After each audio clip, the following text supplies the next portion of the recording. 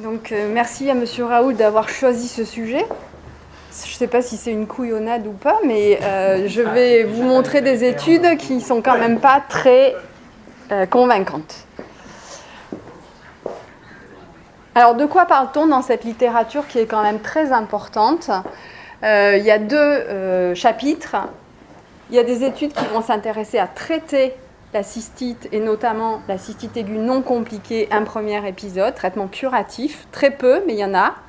Et puis, il va y avoir surtout des études qui vont s'occuper de traiter préventivement les récidives d'infections urinaires. Et dans la majorité de ces études, la définition des infections urinaires récidivantes, c'est 2 épisodes pendant les 6 derniers mois ou bien 3 pendant les 12 derniers mois, qu'il y ait ou pas une confirmation bactériologique de l'infection.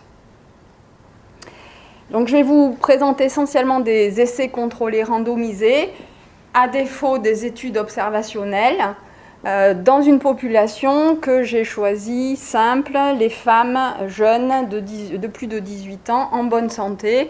Je me suis permis de parler un petit peu des œstrogènes chez la femme ménopausée, parce que là, il y a aussi beaucoup de données, mais autrement, c'est la population des femmes jeunes qui est concernée, sans anomalie du tractus urinaire en particulier. Et ce sont essentiellement des études interventionnelles versus placebo ou versus antibiotiques, avec des critères de jugement principal qui vont changer selon qu'on est dans le traitement curatif, où on va essentiellement choisir le symptôme d'infection urinaire, essentiellement la douleur, ou bien, si on est dans le traitement préventif, l'incidence de l'infection urinaire clinique ou bactériologique, mais aussi de choisir comme critère de jugement principal un traitement antibiotique supplémentaire dans l'idée que justement on doit diminuer cette utilisation des antibiotiques dans les infections urinaires récidivantes. Donc tout d'abord, le traitement curatif des cystites aiguës non compliquées. Donc il y a 2 types de produits qui ont été utilisés. Les AINS, clairement initialement dans un but antalgique. Vous l'avez dit tout à l'heure, Monsieur Raoult, la cystite, ça fait mal. Donc c'est ça qu'il faut traiter, c'est la douleur.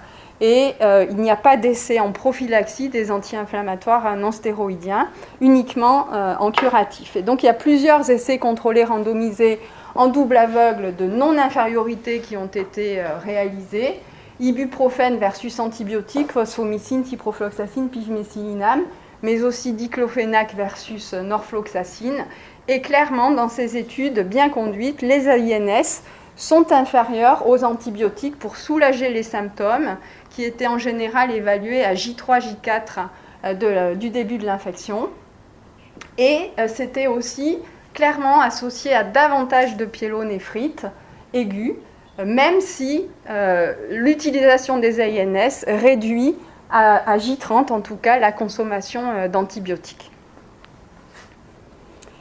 Et puis récemment, dans le Clinical Microbiology and Infection, en 2019, c'est revenu un petit peu au devant de la scène avec cette étude Atafuti qui non seulement a utilisé de l'ibuprofène, mais a utilisé cette CB là, désolé ça marche pas, des petits fruits rouges qui sont issus d'une plante de la famille des éricacées, qui est en fait utilisée depuis le Moyen-Âge pour traiter les affections urinaires, qui auraient des vertus diurétiques et donc pour traiter les infections urinaires. Et donc dans cette étude, il y avait en gros 4 groupes. On recevait des extraits de feuilles d'Arctostaphylos uva ursi versus placebo, et puis 2 autres sous-groupes dans lesquels on donnait de l'ibuprofène ou pas. Et l'intelligence de cette étude, c'était qu'il y avait aussi une prescription retardée d'antibiotiques que la patiente pouvait prendre en cas d'aggravation des symptômes ou après 3 à 5 jours si absence d'amélioration. Et donc là, non plus, il n'y a pas d'effet des interventions, quelles qu'elles soient, sur la sévérité des symptômes. Par contre, les auteurs disaient que consommer de l'ibuprofène, ça diminuait la consommation d'antibiotiques, sans complications, puisque cette fois-ci, on ne voyait pas de pyélonéphrite, étant donné la possibilité de prendre des antibiotiques assez tôt. Et si l'ibuprofène était conseillé, à cette femme, il y en a une qui n'utiliserait pas d'antibiotiques dans le traitement de ces cystites aiguës. Donc, petite étude intéressante, mais clairement, les INS font moins bien que les antibiotiques pour soulager les douleurs des cystites. Alors, autre type de produit qui a été utilisé versus antibiotiques, c'était le canéphron. Donc, c'est approuvé en tant que médicament dans 28 pays, dont l'Allemagne. C'est des poudres de centaurée, de racines de livèche, de feuilles de romarin, qui ont soi-disant des propriétés anti-inflammatoires, spasmolytiques, anti-adhésives, antalgiques et diurétiques. On se croit sur le marché de Saint-Denis à La Réunion. Et il y a un essai contrôlé randomisé de non-infériorité en double aveugle où le BNO est comparé à la phosphomycine. Et il n'y a pas de consommation antibiotique supplémentaire entre J1 et J38 dans le groupe expérimental. Et cette étude qui était designée pour montrer la non-infériorité de ce produit a atteint son but. Le BNO n'est pas inférieur à la phosphomycine pour le critère de jugement principal qui est la consommation antibiotique supplémentaire. Par contre, la réduction des principaux symptômes, elle était plus élevée dans le groupe antibiotique, une fois de plus. Les événements indésirables étaient similaires entre les deux groupes. Il y avait plus de troubles digestifs dans le groupe antibiotique et les pyélonéphrites aiguës, là encore, étaient plus nombreuses dans le groupe BNO. Alors, il y a quelques reproches à faire à cette étude. Les ECBU étaient stériles dans 25% des cas. Le critère de jugement principal était évalué grâce à des auto-questionnaires et le traitement par antibiotiques supplémentaires n'était pas standardisé. Et voilà, pour les traitements curatifs, c'est tout ce que j'ai retrouvé. Cystite aiguë, pardon ? C'est pas curatif. On va y venir, c'est dans le traitement préventif des infections urinaires récidivantes, avec effectivement la vedette, le cranberry. Donc cranberry, c'est parce que justement la fleur du Vaccinium macrocarpone ressemble à une grue. En tout cas, c'est l'image qui a donné le nom à cranberry. C'est ça que ça veut dire. Cranberry, ça veut dire cou de grue. Donc ici, vous avez le bec, puis la tête, puis le cou. Alors en français, on a traduit ça par canneberge parce qu'on trouve que ça ressemble davantage à un bâton de berger, une canne de berger, mais c'est ça l'origine. Donc le cranberry, c'est les fruits, ça pousse dans des petits arbustes dans les marais, essentiellement en Amérique du Nord, et la récolte est assez pittoresque, mais c'est des belles images pour quand même des résultats très mitigés. Donc c'est essentiellement de l'eau, les cranberries, mais il y a aussi du fructose, et surtout des proanthocyanidines qui sont des polyphénols et qui sont le système de défense de la plante contre les microbes. Et donc, si on prend pour exemple l'Escherichia coli, qui présente des adhésines, les P. fimbriae, qui lui permettent d'adhérer aux cellules épithéliales rénales par des récepteurs mannose insensibles, et puis des fimbriae de type 1 qui, eux, permettent d'adhérer aux cellules épithéliales vésicales par des récepteurs mannose sensibles, cette fois-ci. Dans le cranberry, il y a ce fructose dont je vous parlais qui va interférer avec l'adhésion de coli aux cellules épithéliales vésicales et les proanthocyanidines qui vont interférer avec l'adhésion de coli aux cellules épithéliales rénales. C'est le mécanisme supposé le plus en cause de l'effet anti-infectieux urinaire s'il y en a. Malgré tout, il y a de multiples essais contrôlés randomisés avec les cranberries et beaucoup de méta-analyses qui vont conclure que les résultats sont trop mitigés pour faire une recommandation forte dans la prophylaxie des infections urinaires récidivantes, pour toutes ces raisons que vous voyez notées ici. En particulier, il y a beaucoup de doses de proanthocyanidine qui n'étaient pas précisées, il y a des petits effectifs, il y a des biais d'attrition. Et donc, en pratique, on va proposer éventuellement dans les infections urinaires récidivantes chez la femme ces cranberries, parce qu'ils sont d'accès facile, parce qu'il y a peu d'effets indésirables et qu'il y a peu de risques d'antibiorésistance, en avertissant donc de l'absence de recommandations fortes. Alors, autre piste, c'est le démanose et les dérivés de synthèse du démanose. Donc le démanose, c'est un monosaccharide isomère du glucose qui est impliqué dans la glycosylation de certaines protéines et qui est absorbé très rapidement après son ingestion orale, 30 minutes, et qui se retrouve très vite dans les urines en totalité. Donc là encore, le petit schéma que je vous ai montré tout à l'heure, la démanose interfère aussi ici avec les récepteurs uroplaquine manose sensibles des cellules urothéliales vésicales. Et donc il y a un essai contrôlé randomisé qui a été fait chez 308 femmes avec des infections urinaires récidivantes. Et il y avait 3 groupes, un avec le démanose, l'autre qui recevait de la nitrofurantoïne 50 mg par jour, et l'un et l'autre groupe qui ne recevait pas de prophylaxie. Et dans cette étude, on avait une réduction du risque d'infection urinaire dans les 6 mois de 45% si on recevait du démanose ou des antibiotiques. Le démanose, alors il n'y avait pas de différence entre les 2 groupes interventionnels. Le démanose était bien toléré. Le seul effet indésirable, c'était de la diarrhée dans 8%. Et en tout cas, il était mieux toléré que les antibiotiques. Enfin, c'est un essai avec un effectif qui n'est pas très, très important. Autre produit, l'ipurate de méthénamine ou d'hexamine.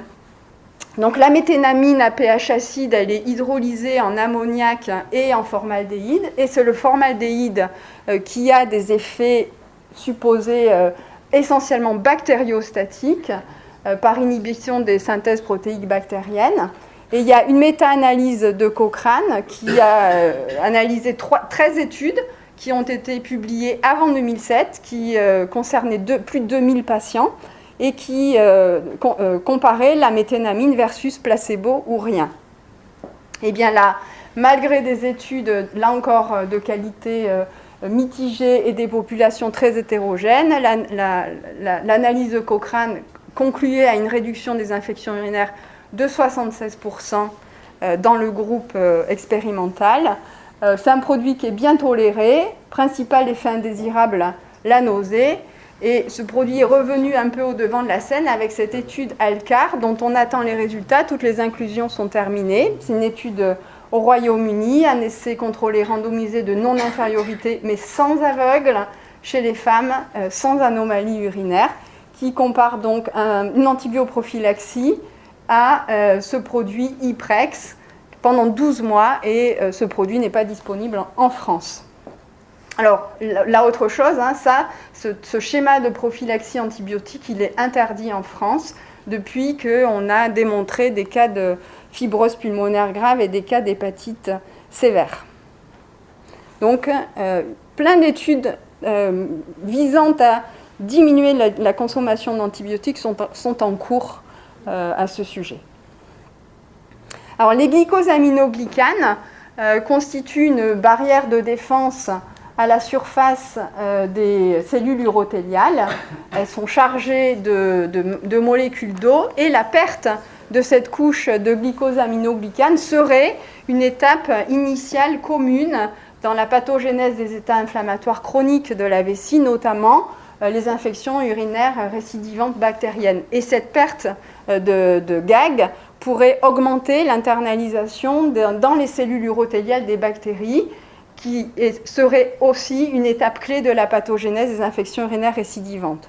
Donc il y a 2 essais contrôlés randomisés avec des petits effectifs, 57 pour l'un, 26 pour l'autre, versus placebo pour la première, versus antibioprophylaxie pour la seconde, avec des modalités d'administration différentes, donc des durées de traitement différentes, mais dans les 2 cas, il s'agit d'une injection intravésicale d'hyaluronate de sodium et de chondroïtine sulfate sodique. Et vous voyez que dans les résultats à 1 an, dans les 2 études, c'est en faveur du groupe expérimental par rapport au groupe placebo ou antibiotique, et aussi par rapport à la période pré-traitement. Mais ça, on peut difficilement conclure à partir de ces 2 essais contrôlés randomisés. Le reste de la littérature concernant ces GAG, ce sont des études rétrospectives, donc le bénéfice reste à démontrer. Et en plus, c'est très cher. Vous voyez que 12 mois d'injection intravésicale des deux produits, c'est 1 500 € versus 30 € pour 6 mois de traitement antibiotique. Alors, les immunostimulants et les vaccins, ça semble plus intéressant, mais c'est encore un bénéfice à démontrer. Et pourtant, il y avait des facteurs qui limitaient leur développement efficace, puisqu'il n'y a pas d'immunité protectrice naturelle après une infection urinaire, il n'y a pas d'induction d'anticorps dans la vessie après une infection urinaire, les pathogènes sont très divers, et en plus, il faut éviter d'induire une réponse immune pathogène envers le microbiote intestinal. Donc il y a actuellement 3 vaccins qui sont testés, qui ont des voies d'administration différentes et qui sont faits à partir d'espèces uropathogènes différentes. Ça peut être dans le premier cas uniquement des souches d'Escherichia coli uropathogènes ou bien des soupes d'espèces différentes. Pour Urovaxom, il y a eu une revue systématique de 4 essais contrôlés randomisés versus placebo, je dis bien, donc avec pas mal d'effectifs, 891. Oui, il y avait une réduction du risque d'infection urinaire dans le groupe Urovaxom, mais ces résultats ont été contredits par un essai contrôlé randomisé ultérieur qui avait un schéma un peu compliqué avec 2 périodes, où l'Urovaxom était comparé au placebo dans une première période, puis dans une deuxième période versus nitrofurantoïne, 50 mg par jour pendant 30 jours. Et là, il n'y a aucun effet préventif d'Urovaxim, quelle que soit la période. Par contre, ça a été bien toléré. Le deuxième vaccin, ou plutôt le troisième sur mon tableau, le deuxième est à des niveaux de développement inférieurs, donc c'est Uromune. Là, on n'a que des études rétrospectives avec AM12, 10% dans le groupe expérimental d'infection urinaire versus 100% dans le groupe antibiotique. Et actuellement, dans Clinical Trials, il y a 3 études qui sont déclarées, dont un essai randomisé prospectif en double aveugle contrôlé. Malheureusement, il est contrôlé versus placebo, donc je ne sais pas si on pourra en tirer grand-chose encore. Il y a d'autres vaccins en développement qui visent d'autres cibles, en particulier les adhésines, le système sidérophore, les toxines bactériennes, mais ils sont vraiment au stade initial du développement. Et puis, il y a l'inoculation compétitive. Donc là, je change un peu de population puisque les populations étudiées sont des patients qui ont des lésions médulaires ou qui ont un résidu postmictionnel et chez qui on va injecter des espèces de colis moins pathogènes qui n'expriment pas donc des facteurs de virulence qui seraient associés à des signes d'infection urinaire par voie intravésicale. Et donc il faut, pour que cela marche, que la population présente vraiment des facteurs d'externes de risque d'infection urinaire comme un sondage ou comme une colonisation liée à une vidange vésicale incomplète. Donc dans ces 2 essais, le résultat était favorable pour l'inoculation compétitive de ces E. coli. En revanche, on observait des infections urinaires symptomatiques, alors que les patients avant ne présentaient que des colonisations. Et si on veut utiliser ça chez des gens qui sont sains, il faudrait muter une espèce qui possède des adhésines pour pouvoir bénéficier des avantages de cette inoculation compétitive. Alors les probiotiques, donc non, ça c'est pas Jean-Christophe, c'est lui Jean-Christophe et c'est lui qui vous en parlera tout à l'heure. Et les œstrogènes, alors les œstrogènes, donc c'est dans la population des femmes ménopausées cette fois-ci. Là on s'intéresse à la défense de l'hôte. Les mécanismes spécifiques sont encore peu compris, mais il y a de l'œstriol, principal œstrogène dans les urines.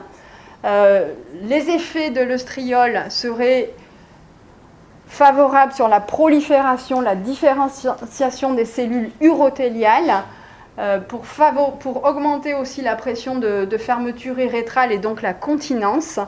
Et il y a des récepteurs aux œstrogènes qui sont dans le vagin distal, dans le trigone vésical et dans l'urètre, et la baisse des estrogènes au moment de la ménopause conduirait au niveau urinaire, je parle bien, à une diminution du flux urinaire, à l'augmentation du pH vaginal, à la perte de lactobacilles commensaux du vagin, et ceci serait associé au niveau urinaire à des résidus postmictionnels plus élevés, à des incontinences ou à des infections urinaires récidivantes bien documentées. Donc par voie systémique, ça va vite, ça ne marche pas. Il n'y a pas de réduction de fréquence des infections urinaires récidivantes, ni d'augmentation des lactobacilles dans le tractus urinaire, malgré une réduction du pH vaginal. Et donc, il n'y a pas d'indication de traitement œstrogène par voie systémique pour réduire l'incidence des infections urinaires récidivantes post-ménopausiques. Par voie locale, donc il y a des essais contrôlés randomisés versus placebo, ou rien. Ici, on a une réduction significative des épisodes d'infection urinaire. Donc, on peut utiliser les œstrogènes locaux sous formes différentes. Ça peut être des crèmes, ça peut être des anneaux, des PSR. Donc, ici, c'est favorable au produit expérimental. Par contre, quand on le compare à la prophylaxie antibiotique, et même si les études sont de piètre qualité avec des effectifs qui sont faibles, là on a des résultats qui sont discordants. Réduction du risque dans le groupe antibiotique pour le premier, c'était versus nitrofurantoïne avec un PCR placebo ou bien un PCR d'estriol plus un placebo oral, Et puis dans la deuxième étude, là, il y a une réduction d'incidence dans le groupe œstrogène, mais l'effectif est vraiment très faible. Donc il n'y a pas de conclusion suite à ces deux études qui permettent de dire qu'il faille donner des œstrogènes par voie locale pour réduire de manière significative les infections urinaires récidivantes chez la femme ménopausée. Donc ça, ce sont les guidelines européennes d'urologie de 2019 qui... finalement, disent qu'il faut conseiller aux patients des modifications de comportement. Donc, on ne va pas revenir sur ce qu'on a dit tout à l'heure. Abstinence sexuelle, non. Abstinence d'orgasme, oui, pour M. Raoult, autrement. L'utilisation d'œstrogènes, c'est de recommandations de degré faible.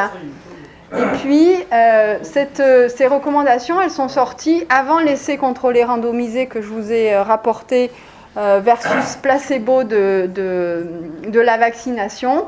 Donc, les recommandations étaient fortes à l'époque, mais je pense que lors de la prochaine révision, avec cet essai contrôlé, ça changera probablement. Voilà, enfin, rien de très fort en tout cas, si ce n'est l'utilisation continue ou péricoïtale d'une prophylaxie antibiotique urinaire dans les infections urinaires récidivantes.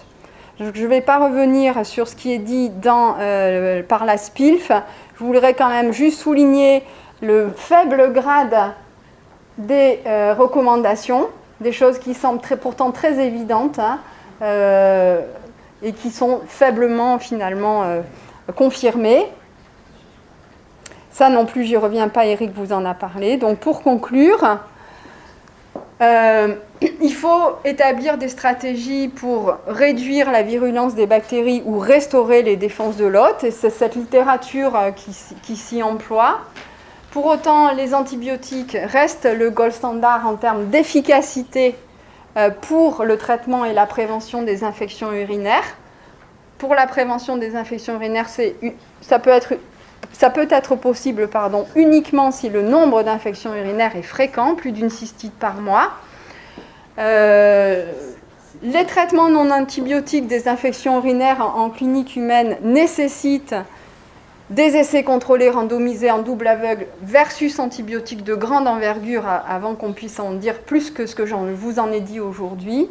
Et il y a un grand dynamisme quand même dans ce domaine, puisque actuellement dans Clinical Trial, il y a plus de 500 études qui ont comme thème l'infection urinaire ou la prévention de l'infection urinaire, même si elles n'ont pas toutes une bonne méthodologie.